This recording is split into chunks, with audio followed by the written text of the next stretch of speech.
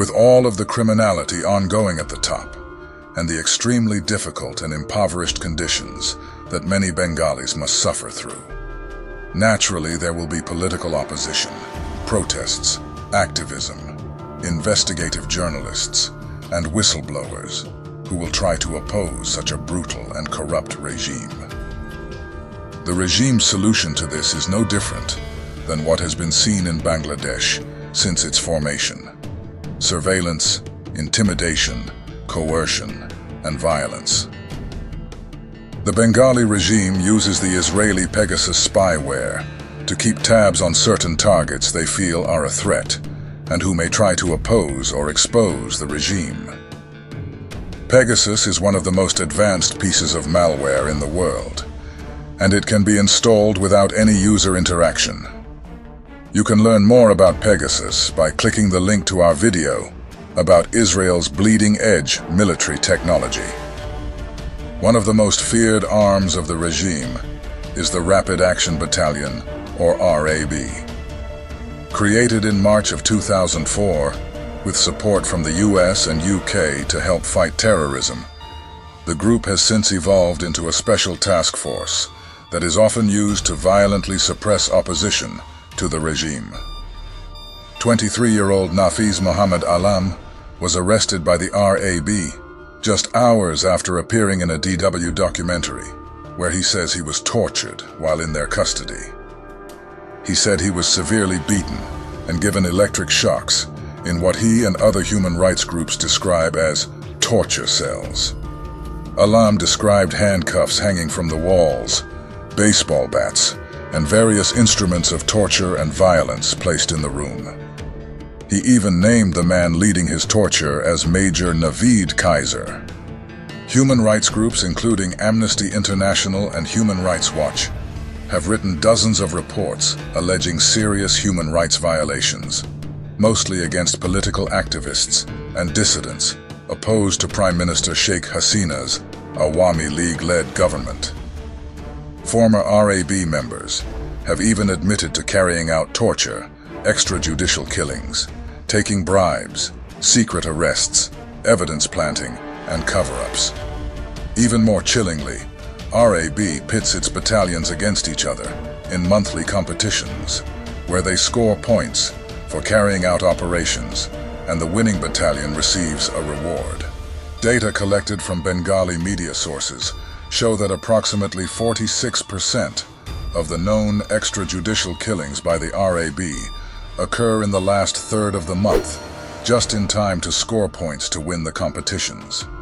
Another trend that points to the fact that the RAB acts on government orders is that most of the disappearances and extrajudicial killings were of political opposition and dissidents just before elections in 2014 and 2018. Both elections won by Sheikh Hasina.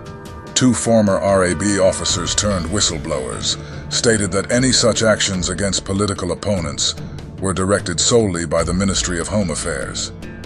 They say that such an order given by this ministry is highly unlikely to have occurred without the Prime Minister's knowledge. The Ministry of Home Affairs claims that these allegations are just politically motivated. In 2021, the United States, which helped create the RAB, sanctioned the group and some of its top commanders due to human rights violations. According to Human Rights Watch, following these sanctions, extrajudicial killings and enforced disappearances dropped dramatically, indicating that authorities could bring security force abuses under control if and when they chose to. However, even after the sanctions, authorities still use threats and intimidation to silence human rights defenders and families of victims, seemingly in retaliation to the fact that their voices being heard helped to bring about the sanctions. And though violence from the RAB has decreased after the sanctions, it has yet to cease. Many also fear that ahead of the upcoming 2024 elections, their reign of terror may once again begin to ramp up. The RAB is not the only agency in Bangladesh that resorts to violence to control dissidents. The Directorate General of Forces Intelligence, or the DGFI, is known to carry out state-sponsored violence, especially against those who dissent. Like the RAB, the DGFI is also notorious for torture. Methods documented by Human Rights Watch and other human rights organizations include burning with acid, hammering of nails into toes, drilling of holes in legs with electric drills, electric shocks, beatings on legs with iron rods, beating with batons on backs after sprinkling sand on them, ice torture, finger piercing, and mock executions. Shahidul Islam, founder and director of the human rights organization Uttaran, was beaten with sticks, boots, and rifle butts in an army camp. One man who was present at the camp told Human Rights Watch, "I saw that they took him to the bathroom. I could hear them beating him. I could hear the sound of sticks. When they brought him out, his shirt was covered in blood. He could not walk and had to be carried.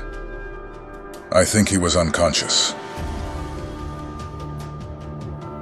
Tasneem Khalil, a reporter for the Bengali investigative news outlet, The Daily Star, a contributor for CNN, and a consultant for Human Rights Watch, had been outspoken about the repeated violent abuses of the DGFI, RAB, and other Bengali authorities.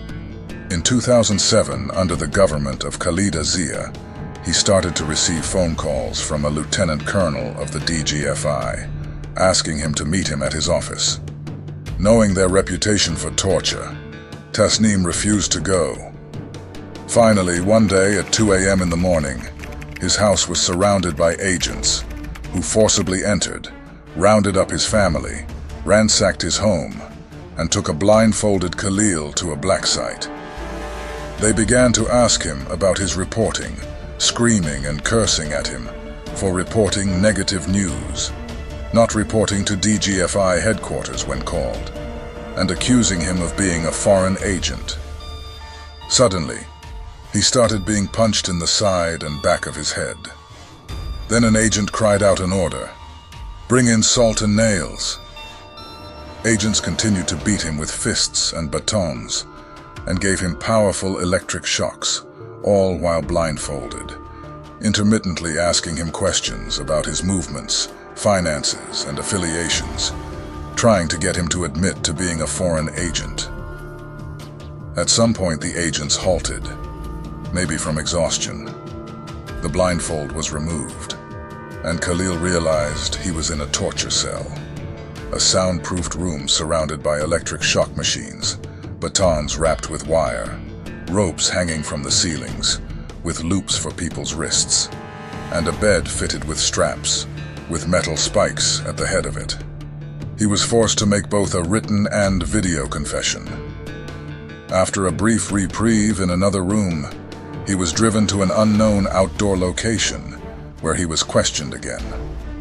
The agent questioning him there decided he didn't like the way Khalil responded and ordered him to be brought back to the torture cell. Khalil was questioned and beaten again, this time being accused of participating in a plot by the Awami League to violently overthrow Zia's government.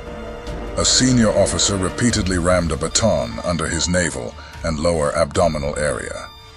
He was then told to make another confession and was given a veiled threat of being executed if he refused. He was taken to a bedroom where he began to have an asthma attack. A doctor and staff attended to him briefly. They told him that another journalist had been tortured so badly he went unconscious for 6 to 7 hours, and a businessman had recently had his nails torn out from his skin. After this brief reprieve, he was again brought back to the torture site, where an officer ordered him to be strapped to the torture bed, headed with spikes.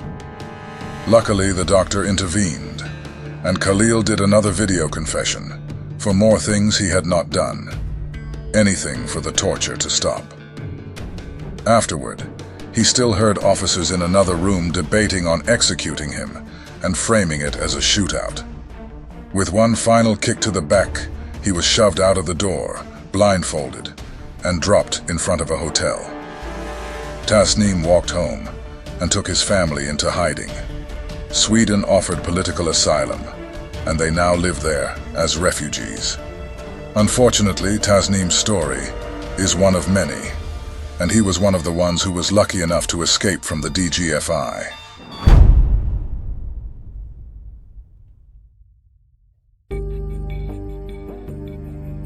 These corruption scandals, along with others not mentioned here, have had severe consequences for Bangladesh's development and reputation. The misappropriation of funds intended for essential infrastructure and development projects, and the exploitation of the financial system have stolen years of progress. To give an idea of just how damaging corruption has been to Bangladesh, let's take a look at some of the figures we have compiled. We averaged the scores for Transparency International's Corruption Perceptions Index from 2000 to 2009. Bangladesh ranked at an abysmal 184th out of 187 countries, with an average score of 1.62 out of 10. From 2001 to 2005, Bangladesh was ranked dead last as the world's most corrupt country. A 2012 study found that a staggering 97% of Bengali parliament members were involved in illegal activities. 81.8% were engaged in activities related to influencing local administrative decisions, job placement, and transfer processes. 75% were abusing development projects for their own benefit, including accepting commissions in exchange for approving projects or programs. 69% were influencing procurement decisions, and 53.5% were involved in outright criminal acts. In a 2013 survey by the World Bank, 49% of respondents said they were expected to give gifts, aka bribes, to secure government contracts. Efforts to combat corruption and hold perpetrators accountable have been ongoing, but the scale of the problem remains substantial. In Transparency International surveys in 2021 and 2022, Bangladesh ranked 147th out of 180 countries on that list, which is an improvement, but is still not nearly enough. In the 2022 survey, 70% of youths described corruption and nepotism as the main obstacles to the country's development. 72% of respondents said they had to pay bribes as government services were not available otherwise, and 70.9% said they had been victims of corruption. What nation could Bangladesh be if the level of corruption had been average rather than extreme? To do this analysis, we compared Bangladesh's key national indicators of development and well-being to those of 4 geographically diverse countries that had average levels of corruption from 2000 to 2009. These 4 comparison countries are Jordan, Hungary, Cape Verde, and Malaysia.